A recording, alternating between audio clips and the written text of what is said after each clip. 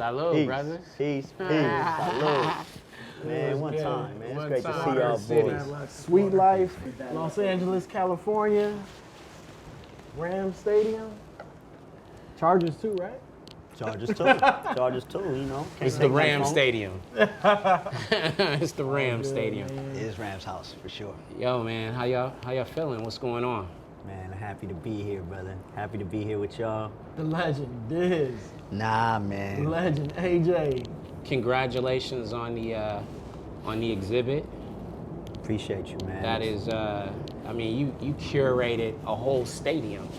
It's Stadium still status. It's still sinking in. You know, it's Talk it's to been us an about it. incredible. Yeah. It's been an incredible experience. You know, we brought the Kinsey African American Art and History Collection here to SoFi Stadium. It's the first art exhibition to ever be on display here at this incredible venue. And we got, you know, the whole second level essentially.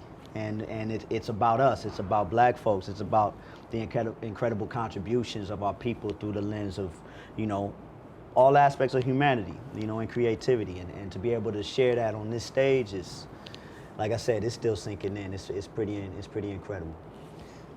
Your parents, they're like this was. Yeah. You guys are all a part of this. This is a collective journey. Yeah. This is a right? family. This is a family business, a labor of love.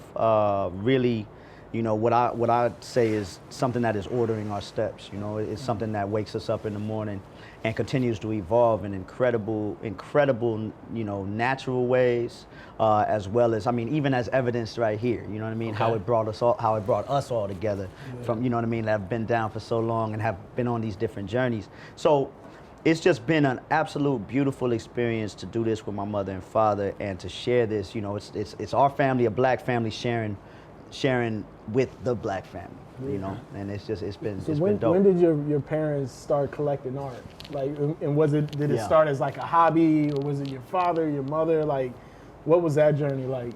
It's been over 40 years, or probably over 50 at this point. They just celebrated 55 years of marriage recently. Yeah. It's pretty serious, and they've been really purposeful. You know, they moved out to LA from Florida after meeting in college at Florida A&M University in 1967. They had $26 in their pocket and came out here and made a life, you know, worked together, set a plan, and just meticulously went about it, you know, and art was part of that. So you know, the art and travel.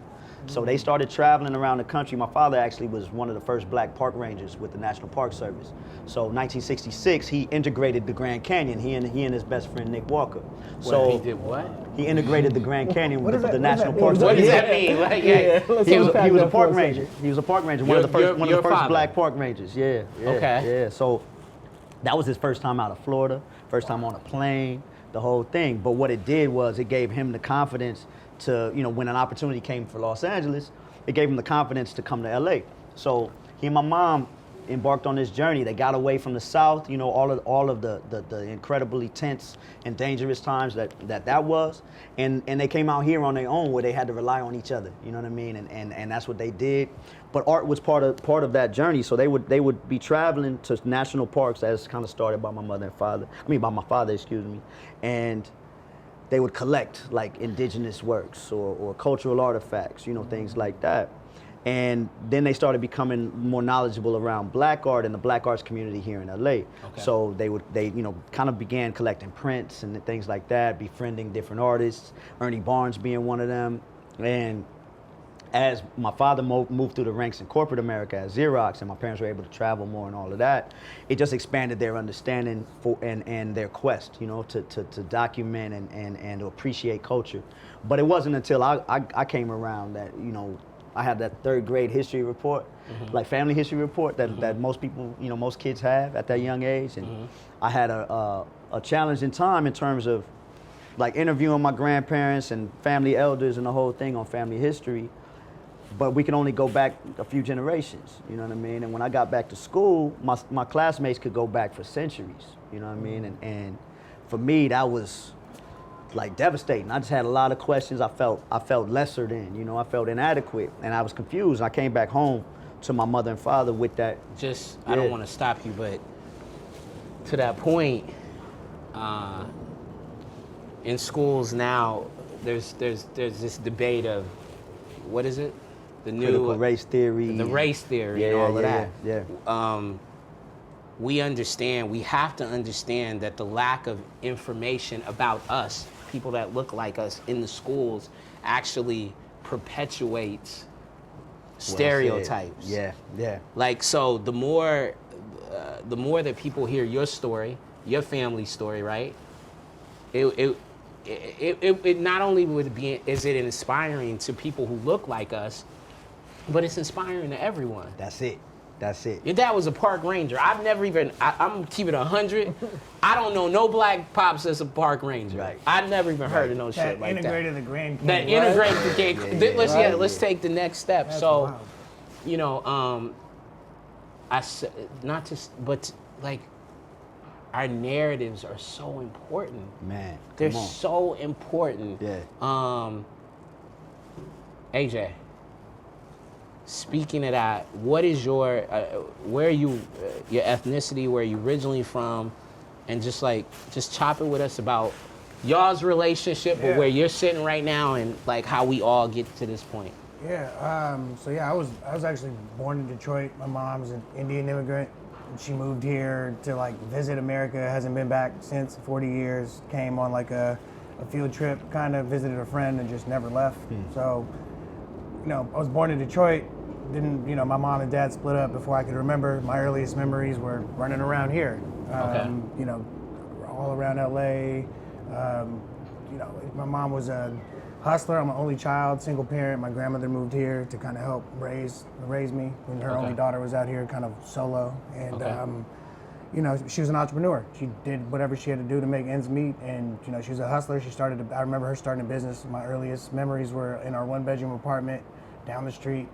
And she, you know, took out an ad. My uncle used to ship her Bollywood movies. And she used to rent them out to people that wanted to watch them. She took out an ad in the Yellow Pages and called herself the Bollywood Blockbuster.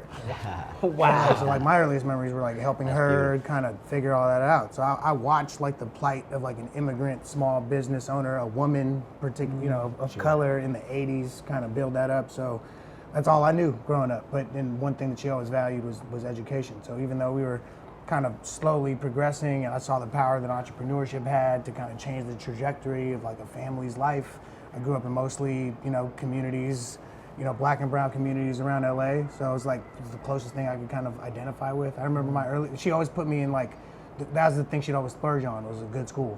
So that I'd be, you know, education is just something that was very valuable to her, even though she didn't really know much. So, you know, to your point about race theory though, I think that, you know, a lot of the schools I went to had a lot of white people. So for me, in my earliest memories, I just wished I was white. White was right. That's what a lot of immigrants believe, that like that's like the aspirational kind of thing. So, but it was interesting because like I'd come home and that's not where I lived. I took the bus to school. I didn't have a driver drop me off. You know, so it's like the juxtaposition of those two worlds. So it's kind of like the foundation of all my shit. So were you bused too? Foundation of the hustle too, man. Real quick though, so at an early age, you talk about your mom's entrepreneur spirit, right? Did that send you in the trajectory you are now at an early age where you're like, I want to be an entrepreneur, like this is all I know, this is what I'm surrounded, this is... So you know, right? Yeah. Like you're in the environment during your formative years, that's what you see. So people have parents that are doctors, just might want to be a doctor, you know, or like some type of influence. So for me, it was like, I never had any particular interest other than making shit that people wanted. So whether it was like my first venture was like going to Smart and Final and buying a bunch of sour belts and airheads and selling them out of my locker in first grade, to just gradually, you know, I was like, you know, I lived where I lived, but I knew how to like go to the wholesale fashion district or the electronic district downtown and then just sell shit at school, you know, like out of the trunk of the car. So it was always kind of like for me, the high always just came off of like the sale and finding a way to kind of create some value. So like, you know, it's fun. It's like creating things that people want, and then how that kind of evolves. So, and then just talking about like the juxtaposition of like you said, you went to school, you know, affluent school with surrounded by, you know, white kids that, you know, were privileged and those things, but then you go back to what your reality was at the time. Like, I think talking about like how you mentally, you know, as a kid growing up, you know, how that affects you. You know, I think a lot of people, even adults, go through that where they're like, there's circumstances, a situation may be one thing, but they have to go and perform and put on, and like, how did you deal with that growing up, knowing like it's almost like two lives, like you're going to school like that, but then your reality is that, like, how did that play a part in Yeah, I would say that, you know, kind of like, especially being an only child, not really having like an older or younger, nothing was really relative like in my household. So it was like the ability to, you know, kind of gives you the ability to adapt if you choose to. So you kind of understand like the vocabulary in this setting versus how people talk and explain things, and like, you know, kind of teaches, for me, like kind of gave you the ability to act like you've been there before, wherever there was, you know. So like, for better or worse, because like as we get older, as we become men, as we become fathers, and you start to like really realize your whole purpose is to, like, the ultimate measure of success is being comfortable in your own skin and who you are, wherever it is that you go, and that's the journey, right? It's like whatever, and how it's a moving target. So it's like, to answer your question, it creates a lot of all of that, but then the imposter syndrome that you have to constantly sift through. You know, I've been fortunate enough to be in some amazing rooms and some amazing company and have some amazing conversations, and always have that voice in the back of, you know, like, that you don't belong here. Do I belong here? They're gonna catch up. They're gonna find out. And just like, crazy. But also that fuels creation. Yeah, right? Absolutely. You know, it's like that. So it's like balancing out like that fear, and then just, you know. Anyway, I don't know how we got here. No, but listen, left to your own vices, right? Left to your circumstances. Yeah. And leaning into those circumstances, then you find your voice. And I think that's, I know you know, I know you as an MC, first of all. The music journey. One of the greatest. Man, LA, like, for real. I'm a fan, bro. I still listen to your shit. I still listen to that Christian Council's mixtape. Yeah. Y'all cut it out. Truly yours Nah, is real still talk. one of my favorite. Come on, Thank real you, talk. Thank you, man. Thank Real you, y'all. talk. Man, But we even gotta bring talking that about back. That's that, another life. like, again, like, we've all known each other for, you know, and I think we'll dive into like how we all met each other. Sure. But Yeah. I met, you know, Diz. We were both in the streetwear. You know, we were both MCs. You know, this is early 2000s, and you know, talk about like the pivot of, like, you know, you being an MC, we're working in streetwear at the height of streetwear. Like, when I talk to people about it, I'm like, we were at the infusion of like, it was the core. what was really going on When here. Fairfax was popping. was the Yeah. core. Built it. Built it, Yeah, right? yeah. Erected it. Built Yeah. Yeah. For real. You know, Stop playing. but Tell your story. when, I want to know when the mic became secondary to this journey, or was it time in between? Like, talk about like that, you know, that space and All time. these intersections, so to speak. Absolutely, you know, and it continues to evolve, you know. Okay. But for me, in a similar way as AJ, but the converse approach. Like, I grew up in affluent neighborhoods, right? Right. And I grew up with an imposter syndrome near. Okay. You know what I mean? Like, I don't belong here. Like, I don't belong here. There's not there. What I experienced in my home wasn't represented outward. You know what I mean? In the world around me, even my classmates, da da da da. So I always was trying to figure out how I fit from the other angle. You know what I mean? But also where I fit as far as my blackness and my brothers that were coming on buses, that I was going to, you know, that I was going to their neighborhoods over the weekend, da da da da. And also my family all over the country, you know, that come from different circumstances, and the experiences that provided for me, that I, you know, I think really made me a well-rounded person. You know, that coupled with travel, you know what I mean, and those things. But I've always been observant. I've always been someone who has, you know, in one way or another, I think, trusted the process and followed my heart. You know, so back to the entrepreneurial thing, like my father, while he worked at Xerox, he retired very young. He retired at 46. And that was through that partnership of my mother and father and saving and the whole thing. But I asked my father then, like, why are you retiring right now? And he told me, because Xerox will never be Kinsey and Son, right? It'll never be Kinsey and Son. And that stuck with me. So my entire, you know, my teenage years into my adulthood has been about living on my own terms and creating my own destiny, and that's what's led to now. But music was one of my first loves. It's what pulled me in, and it's kind of like the language I speak the most fluently. You know what I mean? So how can I share my experiences, my outlook, my perspective, you know, in a way that touches, you know, that encompasses all of my being. You know what I mean? And that was my easiest way to express it, you know, and show up authentically in a way that I identify with, you know what I mean? How to blend it. Hip hop, skateboarding, all of these things are these convergences of culture. You know, they are a shared experience while also being individual. You know what I'm saying? You know what I mean? So that was what it always was for me, was connecting with the outside world through and bringing my own vantage point to add on. You know what I mean? And music just was always the most natural and the thing that I still gravitate to first. But what it's evolved into now I've kind of come to see what I do now as an evolution of that. Instead, I'm not on the stage. Stories. It's telling stories. It's still telling stories. It's showing up. It's showing up in an authentic way so that more and more people gravitate towards it. You know what I mean? And get the message. You know, and also it is me. I'm still on stage. You know what I mean? I'm still on stage. I'm still speaking to folks and sharing how I see things. You know, and so it's fulfilled. It's still fulfilling in that way. AJ, you have recently Slauson and Co. And how I'm segueing is because you're sharing the stage. Actually, you're building stages for people. You're building infrastructure and support systems, and it's advocacy at its highest level. You know what I mean? Disenfranchised people getting the opportunity who haven't, you know, they don't get the loans. We're not getting the loans, and if we are getting the loans, we're in trouble by the, you know what I mean? Like, so why that? Why, like, what brought you to that place? Cause the other thing, sorry, you've also #lunchbag, founder, creator.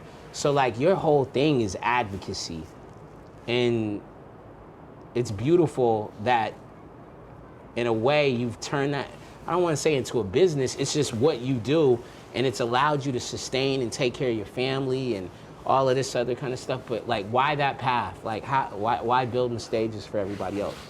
I mean, to piggyback on what you were saying, it's all for me. It's all the same shit, right? Like, it's all, you're telling a story. It's like, how does that story manifest? Whether it's, you know, some kind of like movement-based philanthropy, or food and beverage retail and hospitality, or deploying capital into entrepreneurs that, you know, deserve to have those, you know, resources. So for me, it's like, you know, you kind of look. It's easy for me. I've known you for over 10 years. No, all you guys forever. But like, from where we met, like, from being a fan, like actual fan. I'm not actually like a fan of a lot of people, like their art and their talent. Like, I can separate that.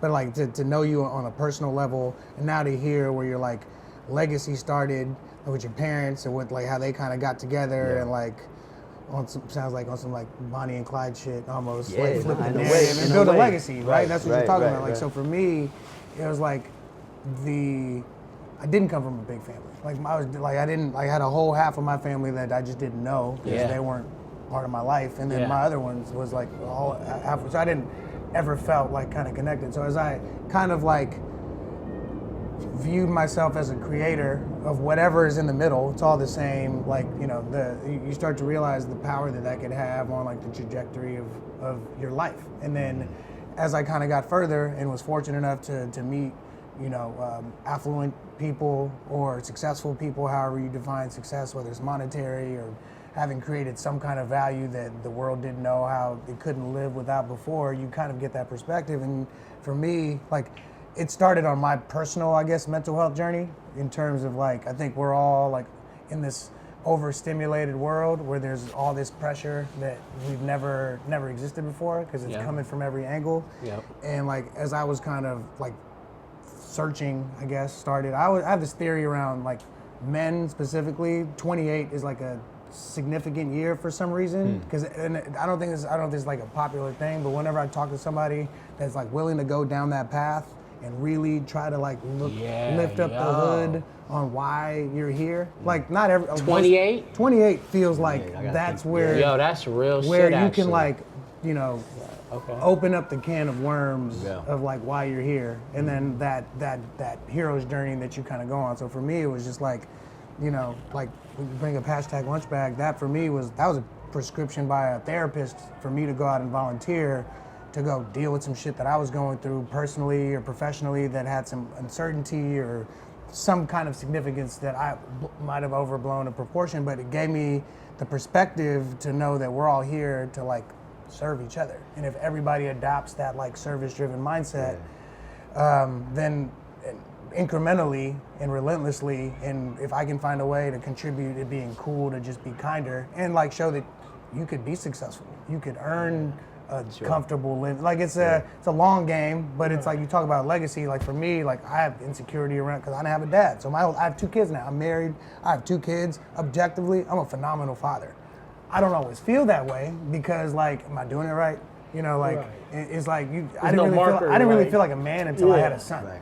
You know, so, and my son was born on Father's Day, which is crazy. But what's his name? His name is Ram.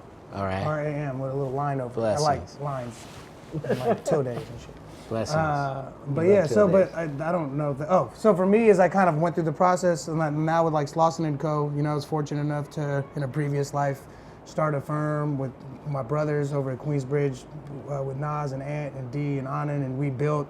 Like that was my kind of foray into like this world of like venture capital and technology, and we're like, whoa, people just give people money for like ideas, and they like might not even work. Like that's wild. I'm like, the people that I know come from places where they don't have a lot, and just don't know that these resources exist. I'm like, it's my job to bridge that gap of authenticity and access, and then also, you know, it's a huge financial opportunity. I'm basically with this firm, which is rooted in this idea of economic inclusion. So we intentionally seek out people that have historically been overlooked by these pools of capital and these like geographic reasons. My bet is that innovation exists outside of white men in 6 cities. That's not I'm not a genius. It's like obvious. It's like if you can kind of create the scaffolding, to your point, or build the stage, everybody wins. There you go. And, you know, you might get to go to heaven or some shit. Yeah. We might all get to go. Nah, you know, there's a saying that you can do good and do well too. You know what I mean? Ooh, wait, say it again. You can do good and do well too. You know Bar. what I mean? I mean, we got a lot of bars. Because I feel like there's always been this misconception of like, if you have wealth or things, then you're not able to give back. Like there's a conflicting. Or thing, you got to do bad. Or exactly. Yo, it's like I had an ill-gotten attorney. gains. I had an attorney. He's a dear friend of mine, actually. I don't want to, but at one point he said to me, I was just, you know, I was looking at the landscape and I was like, look at this guy and look at this guy. And I was like, in my humble opinion, I don't know how quality they are as human beings, like quality humans. And that's not for me to judge, but I had certain interactions. I was like, is that quality? He was like, well, look, at the end of the day, you might have to do a little bad to get to where you are. And I'm like, nah, I'm not. I can't. Right. I can't do that. I can't be congruent with that. Yeah. You know what I mean? Like I feel like we are truly here. We're here to advocate for each other. That's it. There's 170 religions in the world, and they only have one thing in common. Literally, because everything else, by default, we're all going to hell because we don't believe, you know. But there's one thing that 170 religions have in common. I'm going drinking cranberry juice. And it is, you know, to help your fellow man or woman, right? Like lift up everything around you. So it's you know, like you might get popped for spreading that too far and wide. Right. So that's why we had to democratize access to the message. Right. And I think one of the things that, you know, we want to do, you know, one of the reasons we began this journey is to almost like not replace the gatekeeper or the middleman, but, you know, show our culture that it's okay. You know, we don't have to rah all the time. We can give each other tangible tools to go out and succeed, because and we talked about it a little bit earlier. I think we have a tendency when we get a little, we want to hold on to it so tight because we feel like if that may go away. Right. You know, and there's historical reasons for that as well. You know, you talked about like the venture capitalists and, you know, all those finance. How do like people in the hood and people who don't have access to those things, how do they find out about like, and you two did, like how do they find out about how to get involved in like art, you know, curation, and how does somebody go about trying to find funds, you know, for and raise their hand, to say, AJ, I need your help. You got to create a way in for people. right? Like with what you do, like you create a way in for people. Like there's this thing Entry that exists, but it takes somebody that has access to it to create a way in for other people. Always. That's everything. That's like all of humanity. So it's like, you have to move with intention, like the work that you're doing, like the fact that your parents came from where they came from, the journey that they went on, the resources that they amassed, the collection that they create, the fact that you get to now share that on the biggest stage in the world, like that's wild. So it's like, the way in is like you see people like you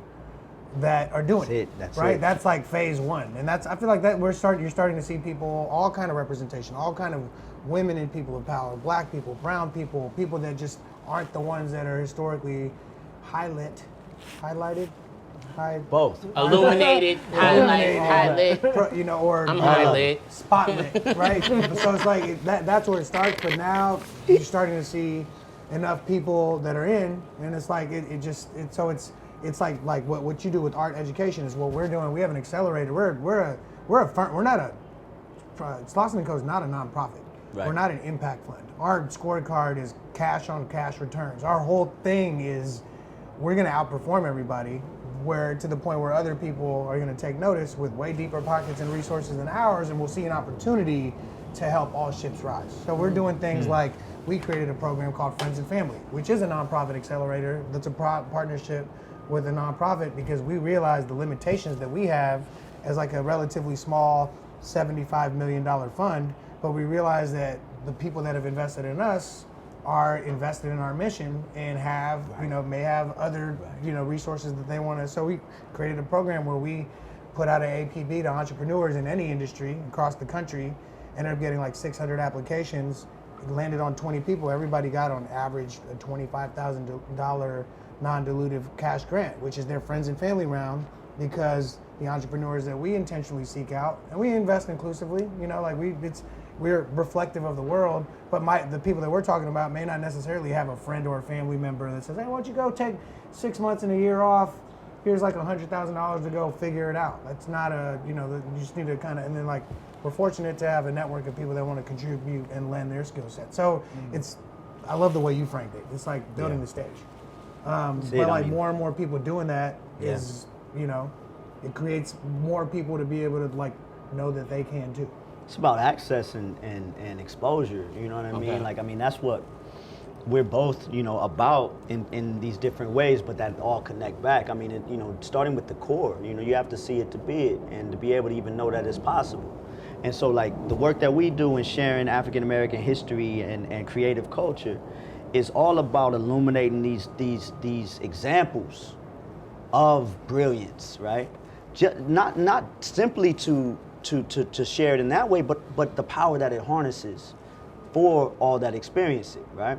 Even me growing up in my household with a lot of this, on the walls and everything else, it wasn't until I sat with it and had time through my own filter and lens and time and space that I was able to be like, to feel the empowerment that comes with it, right? And the possibility that comes with it, right? Because you have to have that through, everything is always deciphered through your experiences and your perspective. And once that's expanded, then you wind up getting really excited about your life, right? And you make different decisions about your life and all of those things. But it all comes from being able to relate to the people that are presenting it. Yeah. You know what I mean? Yeah. And the information in terms of the multifaceted way. Nobody learns the same way, right? Everybody, there's all these different ways in which people are impacted, and in which young people are impacted, all these different things.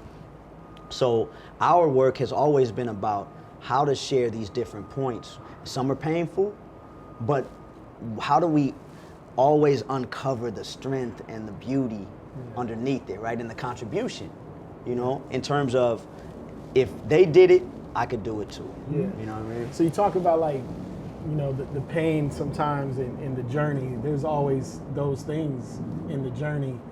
You don't have to dive into but in the past years or growing up in your adult life, something that really rocked you to your core, what was it that helped you pick up and continue to move forward? Because I think everybody, it takes these things in differently, right? Some people can't rebound from it. Right. Some people it takes years. Some people there's a defining moment, but like you guys personally, something that may have rocked you to your core, that really shook your foundation. What were some things that helped you get through that? Because you were talking about your mental health journey. Yeah. I'm very, because I've dealt with a couple of things myself, so I'm very interested to hear what's the North Star? What's that? Yeah. What's the what do you call it, off of the ocean with the Lighthouse. the lighthouse? Yeah. What was your lighthouse? What got you swimming back to North shore? Star. I mean, yeah, I've had. So for me, it was like right around when I was 28. Okay. I had 5 friends in 5 consecutive years take their own life, and they were all people that I shared a lot of, like, we all have similar personality trait, so you know what I mean. And it was like, and it was something that, like, you know, like mental health is something that runs deeply in my family, so it's something that I've like kind of always kind of around. And I think that, you know, part of like my journey towards like that was part of the things that I was just like, well, is this normal? Like, you know, there's the amount of, and like knowing that those are thoughts that a lot of people, you know, have, and it's normal and it's human, but it also can make you feel a little disconnected and kind of go in. And I think that, you know, for me, whenever I talk about today at 38, so 10 years, like when I would actually kind of like measure like my progress, still painful, but it gets a little easier. But I think for me, whenever I talk about how I move, it's like, it's all, you know, like whatever I can do to remember to be grateful and be present. These are not groundbreaking things to really, but it's like, that's the thing that I'm constantly working on and a place to kind of get to. So for me, I always talk about how giving has given me everything that I've got, everything in my life, every opportunity, everything that I get to wake up. Has given you everything that you have. Exactly. And it's the idea, and this is you know, you wrap the medicine in the candy, whether it's through a fun experience or through you know, a volunteer opportunity or a boring financial services firm that we're trying to like change the mold around. It's this idea of achieving a service-based mentality and realizing how much more rewarding it is for you, selfishly. Like, there's no such thing as like true altruism, and that's okay. If more people adopted that, you know, like that's my daily thing that I wake up. Like, how do we mind fuck the world to be nicer to each other and realize that it's not mutually exclusive to be, you know, like, and I feel like that's what's exciting, especially after what we just came off of with this whole pandemic shit, right? Yeah. Like, everybody's head is busted wide open, and then we're all kind of scrambling back to doing what we were doing before, you know, like, no. So we talk about this idea of it's like a renaissance that's happening, call it an emotional revolution, call it a remote work, whatever, everything is wide open, and we get to recreate it. So like, why recreate the whack shit that didn't work? Right. Evolution is real. We have a choice. We have a choice in terms of updating, you know, our systems, you know what I mean? And shedding the things that no longer serve us in the right way. We have that choice individually, we have that choice as a society, we have that choice as a government, you know what I mean? All of these things, you know, I always have questioned those. I've always questioned how, you know, I mean, if we're speaking about the government, how can you have these practices and speak to this excellence, right? But have these practices that don't actually serve that don't benefit that excellence? You know, how do you marginalize your citizens? You know what I mean? How do you stick to a constitution that has a segment that speaks to a population when that was considered to be subhuman? You know what I mean? Like, how do you update those things? How do you update the gun laws to reflect automatic weapons versus muskets? You know what I mean? That type of stuff. We have a choice, and we have a power to change it. Yeah. But we just don't. You know, and those types of things. You know, for me, I've had a very close relationship with death as well, you know, growing up in a lot of different ways.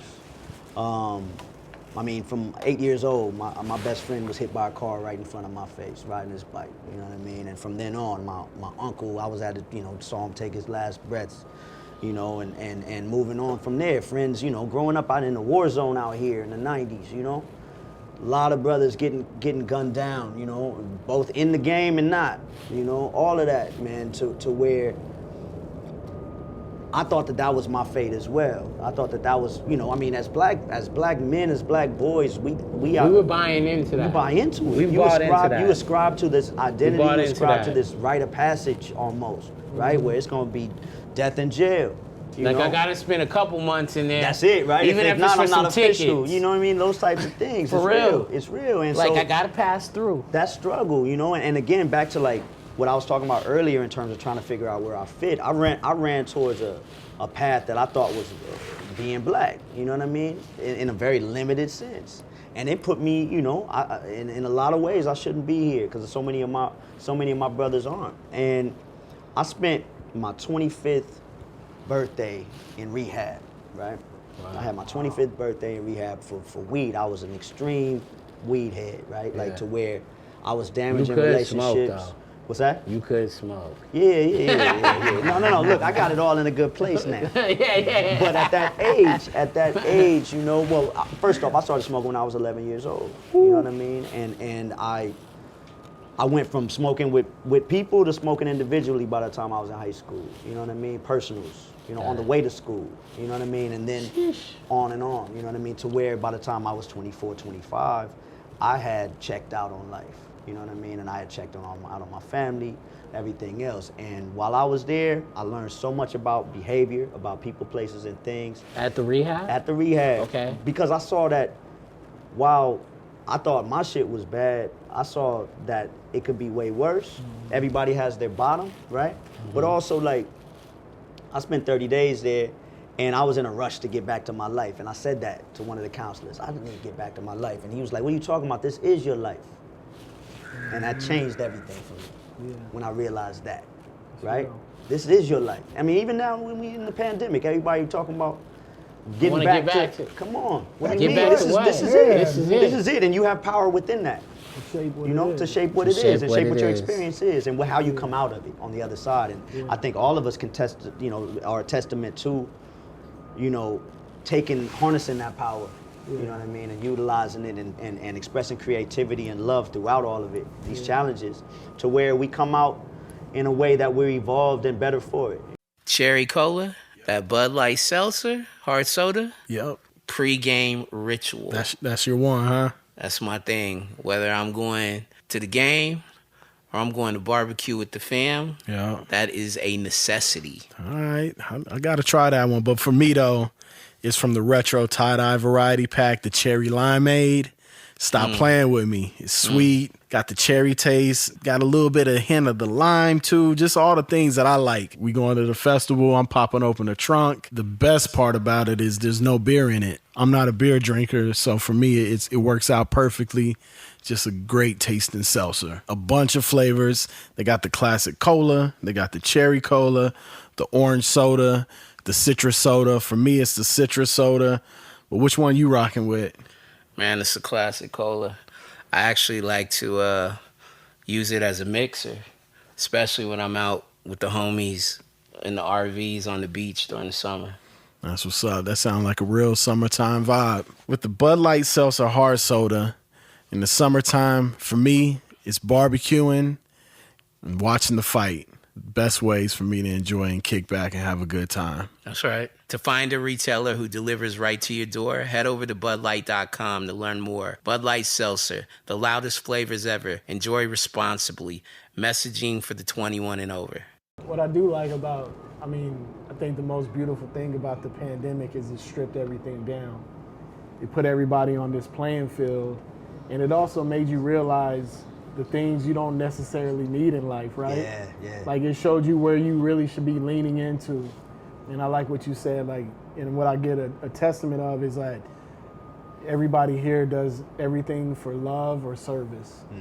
And that's the foundation of it, right? Because when you do it that way, that's what the connection is. I was telling Rob, or I was telling somebody earlier, that when you sit down with anybody, it doesn't matter where they're from, what city, what state, what country. If you sit down and speak to somebody long enough, you'll find commonalities. Absolutely. But absolutely. Over time, we have taken the human condition out of it. Yeah. And I think with the pandemic, it's reset in a sense, but a lot of people are so in a rush to be like, like you said, we can go back to what it was. It's like, no, let's reshape a better, Right. A better We don't need to go we don't back. have to This go is an back to that. opportunity. Because what it was, Yeah. wasn't working. Right. What it wasn't healthy. Right. You know, to Chief's point, like, I remember the first part of the pandemic being in the house, and I'm like, yo, I got all these clothes. I do not wear none of this shit. Same jeans. I was in I was in the same old couple of Byzantine. white t-shirts, cause you could be, you know what I mean? You on Yeah, Zoom, the easy, meetings were easy. on Zoom. I was like, I don't need all this shit. I don't need these shoes. I don't need all this. Yeah. Cause at you know, there was a point where when you're, you know, when we're out in the world, it's like, yo, I got this meeting, I gotta look like this, or I'm gonna be around these people. I better, you know what I mean? It's this whole thing like that we create, and it creates a huge amount of pressure. We're almost putting ourselves in like junior high and elementary again, right? And it's like, Yeah, that's a good point. whether it's about my clothing, you know what I mean? I remember when I was happy when they said, hey, you guys need to wear uniforms in school. Because I was like, yo, that's going to Take some alleviate pressure a off. lot of Fly pressure. shoes. Sure. Yeah, Poor, that's yeah, like- it's when you're poor, because it made everybody made everybody equal. Yeah. It made everybody equal. You know what I'm saying? And that's the thing that we have to. Those are the things that we have to remember, even right now. Like every day, get up and create something that allows everybody to come to the table. Right. Right. Allows everybody to come to the table. Like does not alienate anyone. Right. Like what can we do? And so for Chief and I, that's why, you know, we created the Sweet Life podcast to help people, you know, extrapolate from these conversations with esteemed. And I'm gonna call y'all what y'all are. Y'all are esteemed kings. I'm gonna call you right back. No, brother. but I'm saying you. I'm a fan of your. So Brooke Kankar, who is AJ and I's mutual friend and a friend of yours, introduced me and AJ years ago. Yeah. She's like, yo, I met this guy. Me and Brooke super tight. Met this guy AJ, because Brooke was trying to do music. We won't talk about the music, B. Please don't talk about the Let's not talk about the music. Oh, man, shouts to Brooke. But shout out to B. But AJ was just like, he was there for her, and he was their conversations, because she would share with me like, yo, he enlightened me in this way. You know what I mean? And that's always been with you. Like, Man. I remember meeting him at the, you know, when it was just a store for what do you call it? Skateboard trucks. And you Yeah. were in there every day, but his energy was amazing. We would have these long conversations, but these conversations would be, again, steeped and rooted in, yo, how can we make things better? Yeah, I s- always. That's right. Always, That's right. always. So I say to you guys, like, continue on this path, man. Continue to shape and help people. And speaking of that, like Hilltop, again, that's another thing where it's those kind of coffee shops, which were probably here, I would assume, in the Renaissance period, right, of LA and New York. You and your partners have brought those back. And it's another stage for people that are affluent, not only financial, but affluent here, to come and congregate. How did you even get into that? How you and Issa, how'd that partnership come about? And so yeah, I mean, it's all, again, it kind of goes back to the idea of like you build things, looking backwards, you can kind of see where all the dots connect. So like my partner Yoni and I actually met. Okay. We owned a spot on Melrose for, you know, been there for 12 years, called the Parlor. It's kind of like I was a trying to think of how long it'd institution been in there, terms of like a sports bar Yeah. vibe, like gathering space, and something that, you know, started, you know, in our mid-20s is kind of like a scratch and an itch that we had. I didn't have any hospitality aspirations, but it was fun, right? It was I fun want to tell bring you, I people watched together. a lot of painful Raven games there. Oh man, It's like a Raven bar. I watched a lot of painful A games lot. there. It It was a hurtful. lot of, it was a good time, man. You know, so like as we were kind of being more, as we grew up out of our mid-20s, being single, like watching nothing but sports and just drinking with our friends, and we evolved into, you know, fathers and businessmen and not, like just evolving. We both spent a lot of our formative years running around South LA, Inglewood, View Park. It was just kind of where we all came up. And it was like, as you kind of grow older, success somewhat can be measured geographically, like by where you live. Like, oh, I live in Beverly Hills now, or I live in West Hollywood. Like, that's like the measure for success. And as we were kind of growing, it was like, becoming more intentional with our time and still having friends that lived in the community. It was like, we're thinking about growing our business, but we're going into these areas that are highly competitive with like a disloyal customer base that's super expensive, and like started shifting. Like if we were to start something new now, what would it be? How would it be reflective? And like for him, like, my partner started off as a security guard at the parlor, worked his way up to manager. I met him as a manager, and then we found a way to buy it.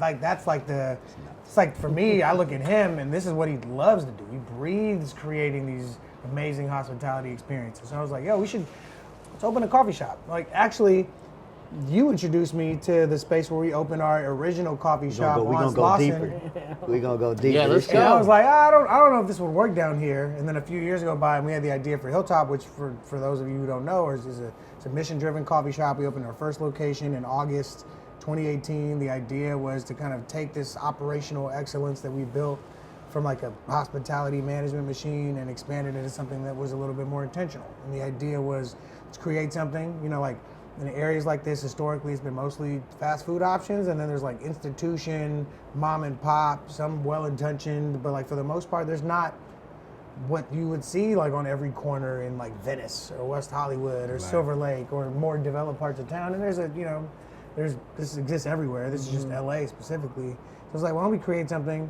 that is like, knowing that there's a lot of creativity in this community that originates, a lot of entrepreneurship that originates here, a lot of culture that's created in these communities, but then it gets repackaged and rebranded, and the cool factor gets reattributed to people that didn't originate it. It's like these are people that have to drive 30 minutes to go have a cup. What happens in a coffee shop? You facilitate connectivity, creativity, community, all of those things. It's like the last thing LA needs is another coffee shop. What if we built something that's a hub on Slauson that represented the incumbent community that's been here for decades, that has the means to appreciate this experience? It just is not a primarily white community or affluent community, the way that you historically kind of look at it. So let's do our best to hire from the community. Let's teach people leadership through that entry level employment. Let's bring quality ingredients that we're all take for granted in other parts of the city here, intentionally. And the name even Hilltop, originally it was like, what are we gonna call it? And it's on over hill in Slauson, so we're on top of a hill. It's like, we're on top of a hill, we should call it Hilltop. But then we built it into, we kind of tied it into this idea of the climb. We're all climbing something. If there's all these things all these goals and obstacles that we all have or should have, that we need to do whatever we can to overcome to get to where we want to go, only to realize that, all right, next, right? It's like these no destinations, only milestones type of vibe. So, I mean, it was one of those things, like from a creator standpoint, I count us all as creators. You make something from nothing, you're a creator. You don't have to be an artist or a musician or a director. You're making something from nothing. So, and it was one of those things, like, you think of entrepreneurship as an art. It's like what we envisioned in our head and what we wanted it to be. The final product ended up actually being that. Usually you have to make some creative compromise or pivot or, that doesn't make sense. This was exactly it. And a lot of people, fortunately for us, took notice and wanted to expand it. And one of those people was Issa Rae, who is from here, very much born, raised here, and does the better job out of anybody of putting on for where she's from and doing it on the highest level. And we just met, and it was like, if I wasn't doing what I was doing, I'd probably be trying to open a coffee shop or working in a coffee shop, trying to make it. And so what it kind of symbolized, so we partnered up, had some other people, amazing people on board, folks like Bobby Wagner from the Seahawks, who's all about the DeAndre Hopkins, and a bunch of other, Spencer Paysinger, who's our boy, who lives in View Park. So it's all about. Just tell me about Spencer Paysinger. Oh, he was saying we were just mentioning. Okay. Yeah. So we're here. So we're growing. We have We have 3 locations now. Got one in downtown Inglewood, which is our flagship, which we went all out on. It was like, I know what a place like Soho House does for creative people. Like, why don't we create that vibe here so people can come here and feel good and like, you know, get something, leave people better than we found them. So we're building a brand on that, and we're excited. We got 3 locations now. We're opening our 4th one, and we're going for it. We're going for Starbucks next. Congratulations, man. It's just been I love inspirational that. throughout. It's been inspirational throughout. I love man. that. I love that. It's crazy how all of this, you know, continues to take shape. And like we built this holistic thing without knowing it, right? All of us, you know, that the way that we've come together through the lens of all of our different passions. And I mean, down to, I used to live on Fuller. Like when we first opened the shop on Fairfax, how we all met and came together. I used to live on Fuller and Melrose and go to the parlor before he owned it, right? Like all the time, you know what I mean? And then when we linked, and he told me that, and it was after y'all had actually purchased, I believe. 28 You know years what I mean? 28. It's pivotal. You know, these types of 10 years. things, man. You know, and then to be able to introduce, you know, like to keep all of that in mind, be super inspired by the journey that AJ and Yoni were on, and then, you know, I always was like, oh man, like if there's anything I could ever do to assist, you know, we'd do it. But like to be even a tiny little part of their story and their journey is something that you can't write it. And then to where we are now, right? Coming back around to certain things that we put in the air years and years ago. They're happening. It's just, that'll happen. I would say this is probably one of the most, like, fruitful friendships, I would say, that I, like, for somebody that don't talk every day, or, like, for a while, like, go months and months and months, and it's just all love. It's like, that, just planting the seed of something, I was like, this is never going to work. Right. To, like, how that's kind of evolved, and now we got some stuff that we're actually, funny enough, you invited us here together, because we're doing stuff together. That'll be like in a very like, and that's what we not love different from what you already did before on a different block. You know, like real. We kind of recreate, so it's not a fluke. We're not like one take Drake over here. And go ahead. The importance of the importance of people having context. Exactly, but also too the importance of context is everything. All your relationships happen to be transactional at that point. Because again, like same thing with myself and Diz and AJ, we could go months and months without speaking to each other, but that doesn't cheapen or lessen the relationship ever. And always at the top of the mind if there's opportunities. Yeah. And I think we live in a society now. People have that. If you can't do something for me right now, then this doesn't really hold value. Sure. You know what I mean? And this is kind of a testament, this is a testament of that, because we all go back to different periods of time. I met AJ through drama and D and Anna, shout out them.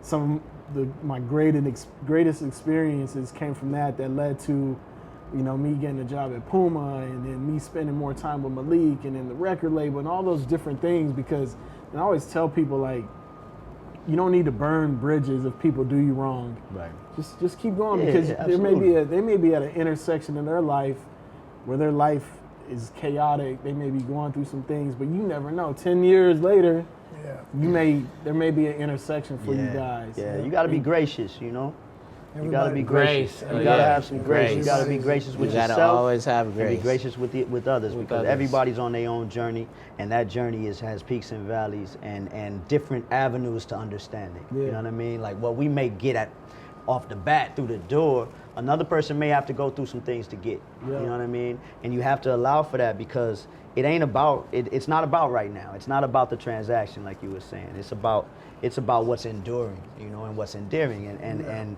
you just never know. Somebody that's going through something comes out on the other side incredibly, evolved and beautiful. You know what I mean? And you could have cut that short by writing them off. You know what I mean? But at the same time, you're not giving yourself that same leeway to go through those experiences. You know what I mean? And if we did that to each other, this stops. It just stops. Yeah. How's fatherhood for you? It's great. Like when we talk about giving gave me everything I got. Like I met my wife doing, feeding people. Like we were doing at #Lunchbag. Yeah, Really? That's how we connected. Okay. That. And now we're married. and you have 2 kids. And That's like, beautiful. They're healthy and they're funny and they're a little too smart for their own good, but it's healing, I would say. Yeah. You know, as I kind of Were you attracted because she wrote good notes? You know, no lunch. I'm just. Very poetic. She has a way with words. Okay. Okay. No, she's just my kind of sarcasm, and you know, What a blessing. pretty. It is, I like man. pretty people. Happy for you. Thank you, man. Like, I mean, it's healing, right? Because it's like our story was very, you know, we met and moved pretty quick, and like you know, look, it's just going from that's the biggest change in your life, right? Being single, not even being married or in a relationship or whatever, but like creating life. You go back to creating. It's like you are responsible for putting a value add human into a crazy world, and making and like, you know, giving them a better situation that you had, and giving yourself the grace to like, you know it's fucking awesome. It's You know, phenomenal. like it's a hard, phenomenal it's experience. exhausting, it's all those things, but Yeah. it's like, it's like you're literally wearing your heart, you're watching your heart walk around the world, like outside of your body. And, Real yeah. So when they yes. do like dumb shit, you're like, oh man, that sucks. But you're learning, you know. So Right. it's Yeah. like, and you get to teach them, and when you get to teach them, you get to learn. I'm like, I'm like a kid again. I don't know shit. Right? You know? It's So crazy it's- seeing somebody learning and doing things for the first time. Yeah. And even sometimes I forget, like, oh, this is her first time doing this. Yeah. And then it reels you back in. But I'm the same. Like, we didn't grow up like with this marker of what a father should be. So you're really trying to figure it out. You know what I mean? And I think that's the beautiful part about it. And I think that is where your grace and giving yourself some leeway to make mistakes and go on that journey. You know, but it is, I agree, it's like it kicked in another lever for me, you know what I mean? Like, now you're really responsible for somebody besides yourself. Yeah. And all the decisions you make not only impact you, but your significant other, your wife, your family. So, you know, it helps guide those kind of steps, you know, but it also, too, is just beautiful to continue to learn, because you know, every day I wake up and I'm like learning something new from somebody, and that's a journey that just continues to go. So It's a beautiful transfer, Yeah, right? It does. yeah. There's no beginning and end to any of it. Yeah. You know, it's all energy that just transfers and recycles and regenerates. You know, and that's really what life is in so many ways. At least my understanding of it. You know. Yeah, no, the parent thing is, it's the most rewarding thing ever. It is also, it can be the most Challenging. It can be the most challenging, because your children force you at every turn to say, hey, this is my first time on this journey. Cut me some slack.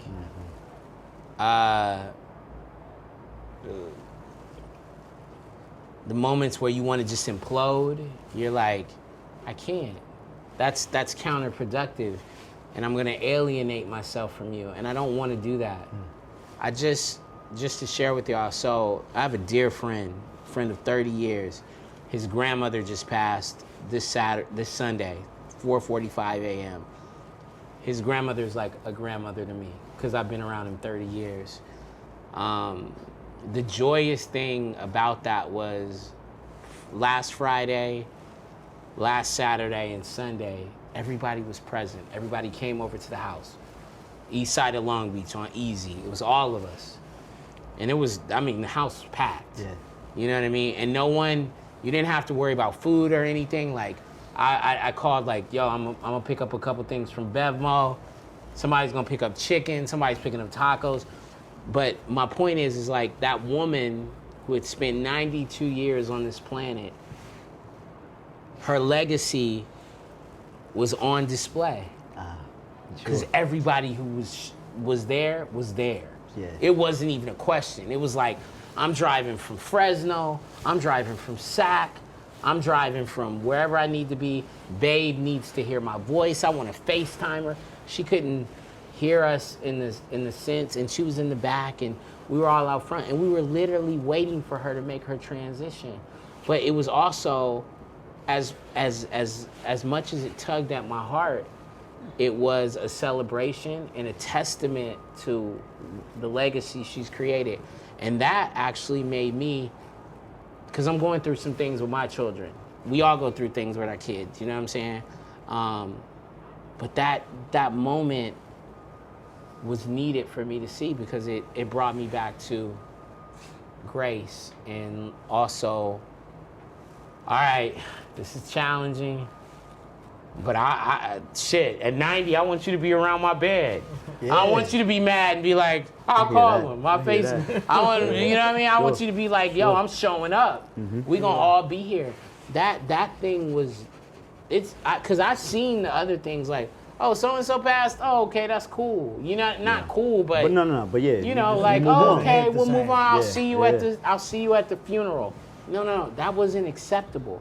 Literally, that wasn't acceptable. It was like, we got to be here because she took care of all of us. So I want to create, you know, I never thought about those kind of things, but, you know, now as you mature and life takes you through all, you know, different parts of your journey, again, service. Her service created that. Yeah. Created that pool, that pool where we were all sitting there. Sure. It wasn't. It's like you said, like that's what created it. It wasn't because she had money. Right. She was on a fixed income forever. She didn't have, you know. We ate some things that I would never eat again now, but at the time, this is what she could put on the plate, and it was the impact. Of, it was like the impact. Said, whether they meet you in the know? gallery, yeah, or they meet you at the coffee shop. When people have pleasant interactions with people, quality you will remember that quality forever. interaction. You remember that forever. That's it. I mean, you were talking about that lighthouse, right? That North Star, and that's it, right? The North Star is love. The North Star is putting out what you want to receive, you know, and letting that be, you know. We talk about equality, right? And that's what equality is. It's actually the golden rule. It's actually treating people how you want to be treated and hoping that others do the same. Because if you do that, you have a true exchange of goodwill, of love, of things that generate rather than that take away or kill, you know? And that's how any of this moves in a real way of substance. You know what I mean? But without it, it becomes straight transaction. What can I get out of this, right?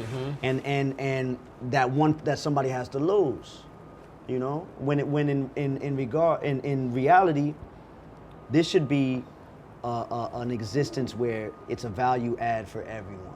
That everyone is able to continue on their journey in a way that they're gathering more, you know what I mean, but still able to give more as a result of it. You know what I mean? But if you know, they talk about, you know, Maya Angelou should say it. Some people want gloves on both hands, right?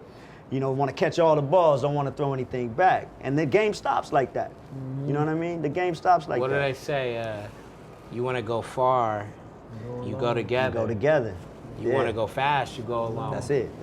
You know AJ, where are you? Slauson and Co, Hilltop, #lunchbag, just your life, the legacy you're building. Where are we taking people next? What are the things you're excited about? Yeah, all of the above, right? I mean, I always look at, like, you know, when I think about how fortunate, like, again, in hindsight, I think about, like, the parlor we talked about. We were able to start #lunchbag because we had access to a space like the parlor. Yeah. So if you like combine those two, then Hilltop. The idea for Slauson and Co. was birthed sitting inside a Hilltop, being reminded of a lot of these things. If you take all of the above and then merge it with Hilltop, then Slauson and Co. So for me, it's just doing my best to, like, you know, hold all these beach balls underwater and, like, stay cool on the surface and constantly reflect and make sure that the things the beauty of doing things with intention is it creates a hell of a filter. Because you can't really do any of this shit by yourself, right? So the people that you attract, don't do none of this. it's all of a function of who you're able to enroll to go on your journey with you. And when you're doing something for the long run and you're doing it for the right reasons, the people that aren't meant to be with you just fall Fall off off. on their own. Yeah. And that's phenomenal. It's very efficient. That's such a blessing. Yeah, so it's like It's such a blessing. it's it's one day at a time, man. We're just trying to do everything that we said we were gonna do. Yeah. So execution, build, execute, build, create. It's all. I'm very fortunate. Like everything, I looked at everything through like the recycling symbol. It's like there's 3 different formulas. It's all the same shit that pulls everything, and it all feeds each other. Built So, an ecosystem. yep. So before we get to you, Diz, what's your sweet spot? Like, how do you, from the aside from the business, like, what does it look like when you disconnect?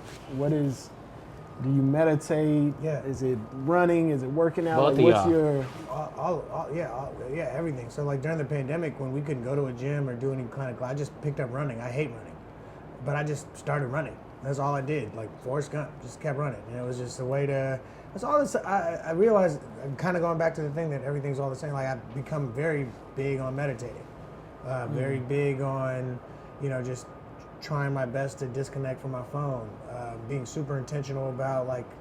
I just picked up yoga. That was something that I just recently picked up in the last 6 months when I was the hot reminded- joint or the regular joint? Yeah. Yeah, you it's going like, big? Yeah, the Bikram? hot joint I is went on a crazy. moto. I can't. So fuck it's like with just the to hot get, joint. but I'm like, all right, maybe we'll go back. So it's like it's just taking care of yourself, man. Like your body, things that you eat, trying not, everything in moderation, and like just it's pretty simple. Yeah. So like but the meditation thing has been big for me. Like. So Is there a certain type of meditation? No, just I've Sit got with to. your thoughts. I went basic. I started my on ramp was at the apps. I used Headspace.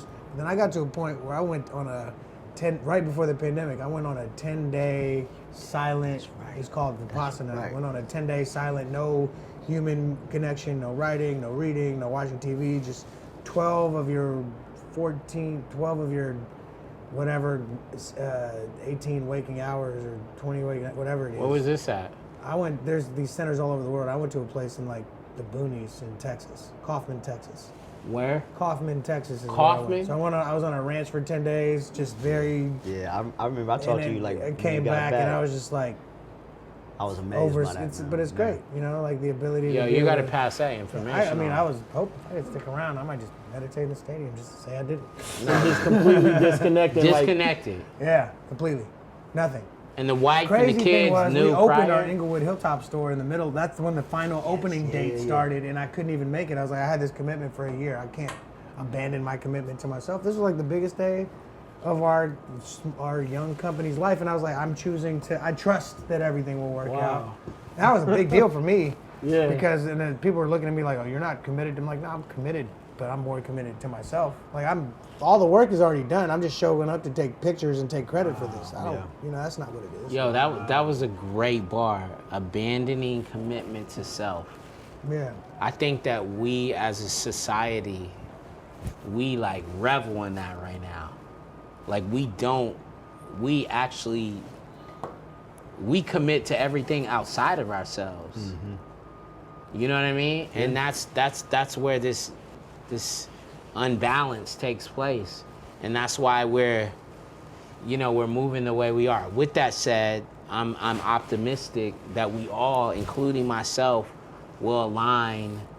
And look, kudos to you. That's great information. I'm definitely gonna ask you about the Kaufman, Texas place. Yeah. Because I'm gonna need somewhere to go, and I can't do it at the house. That's never gonna happen. Right. You know what I mean? Like you said, it takes a huge, not a little bit, but a huge amount of trust in the people that are around you to be able to even relinquish that. And I think that's a lot of again, it comes back to human connection and the human conditions. Human condition, because, I mean, if you ask your friends and people around you how many people they genuinely trust that they can leave in the midst of like chaos or something as huge as opening a new business and then be able to not worry about that. Most people be like, I might trust one person. The percentage is Nah, super It's low. It's It's real. crazy That's low. low. Yeah.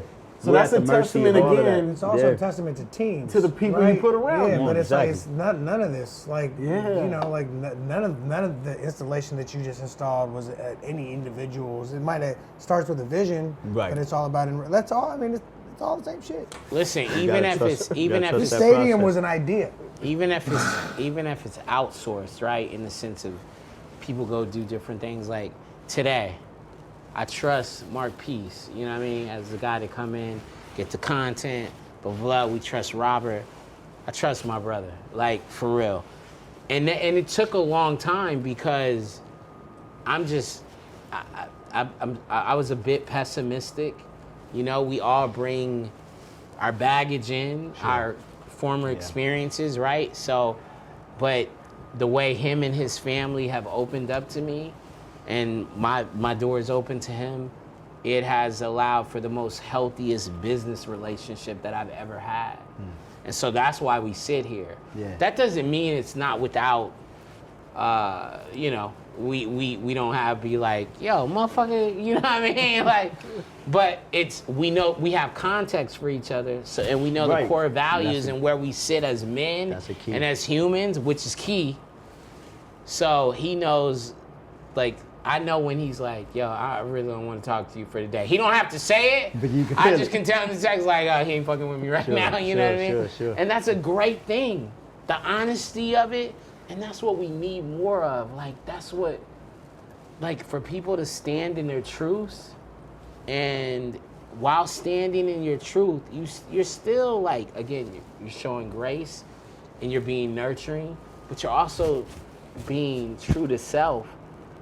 And you're valuing each other. And you know that's what I the mean? value. And that's the thing. The you know? value, yeah. Is that yeah. you actually understand that this person is important, right? It's not just Fucking important. It's not just an avenue to get where you want to go. No. It's actually a part of getting there. You know what I mean? And that person, the better that you know someone, the more that you're going to get out of that experience, you know what I mean? Because you're able to operate and connect in ways that aren't simply, that aren't simply transactional. Yeah.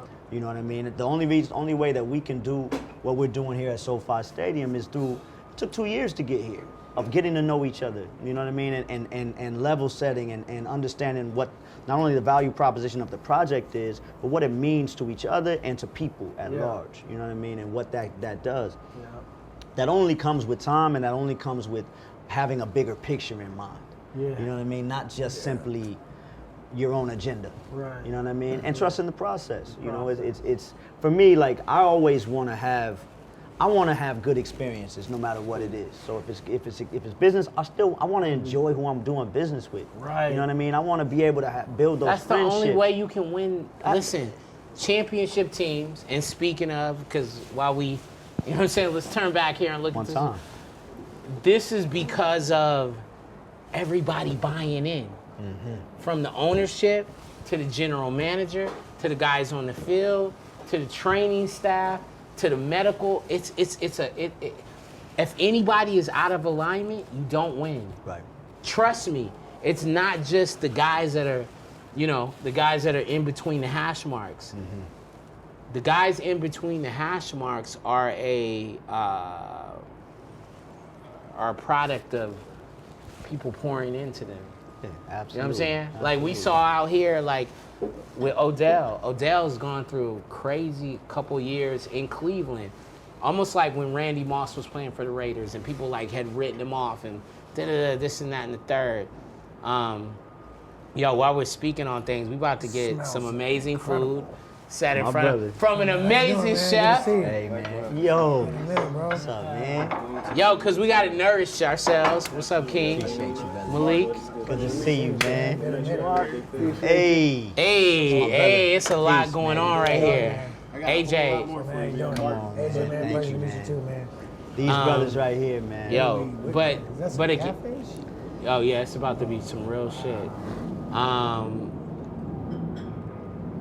Again, teams are everything, and I learned the hard way, cause I was more someone that I didn't come from like these communities up here, like you know how the music business is, and in our industry, the whole medium is like, yo, are you clicking with this person? Is this who your crew is and everything? I came sort of dolo. I came from Long Beach. I didn't have context. Yeah. And so I've learned over the years how important team is. And that's taken me a long way. So again, to your point, it's all about advocacy, man. We got to continue to advocate for one another. Even with AJ, like when I saw him over Super Bowl weekend, and I told him what I was doing, and he was like, yo, sounds dope. And that was it. It was a couple of conversations, and we're sitting here, and you guys, as you know, your stature in our community, but otherwise is huge. So for you guys to be sitting here, this is advocacy. This is what advocacy looks like. This is another way of AJ and Slauson and Company investing in people, not monetarily, just with his time. And I appreciate that. I appreciate both of y'all. You, the collection, opening the doors to us, Of course. continuing to sit and conversate, the brotherhood. I hope that's one of my biggest hopes, is that after the conclusion of the shows, these help us get back on track. Make sure we tap in with each other. Make sure we hug each That's other. it. Make sure, yo, I need to call you at 11 p.m. I'm going through some things. Like, that's the impetus for me. That's it, man. Like this again, nothing moves without it. Nothing moves without community. Nothing moves without human connection. And I mean, that's at the core of what we try to do with the exhibition, with the collection. Is it ain't about the art. You know what I mean? It ain't about the finished product. It ain't about one person singular or anything like that. It's about illuminating the connections, the journey, the process, so that other people can understand the power in that, in their own journeys and process. And that nothing gets done by itself. You know what I mean? So it's, you know, when we're taught history, right? You may be taught a figure in history, and it's taught individually. And so to the average person, they're like, wow, like there's no way I can live up to that. You know what I mean? Or the average kid, right? You learn about Martin Luther King or, you know, someone, right? If he's only taught and the end result is only taught, then you think that that's some distant possibility, right? The change that was accomplished, the fight that took place. But when you understand that there was a whole ecosystem around him of people that loved him, that supported him, that inspired him, and vice versa, then it becomes doable. It becomes something that you see yourself in the process. When I learned about artist communities of the Harlem Renaissance, right? The visual artists, literary arts, and what it has become in terms of legend, you know what I mean? As far as the culturally significant era that it was and is, I was able to see myself in it. I was able to see us now, all of us and so many more, our community of brothers and sisters, as powerful, period. Like, okay, we're in the midst of this very thing right now. We're telling our stories. We are supporting each other. We're inspiring each other, right? And that's how you're able to then see what the possibilities are. But if you only have one example here, but you don't get the fuller scope, it's a transaction. It's a You know what I mean? transaction. And that's it. That's it. But I want to give a big shout to Yeah, we got it. Yo, First we off, need you to come over here. Yeah. Shep, come over here real quick.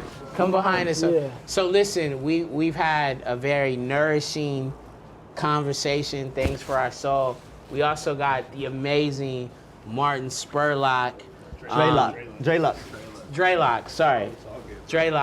who you may have seen on the documentary is High on the Hog. And he's given us, this is the nourishment. We about to get into this, y'all. My name is Martin Draylock. I'm one of the chefs at Post and Beam in Crenshaw. We're making black-eyed pea pancakes.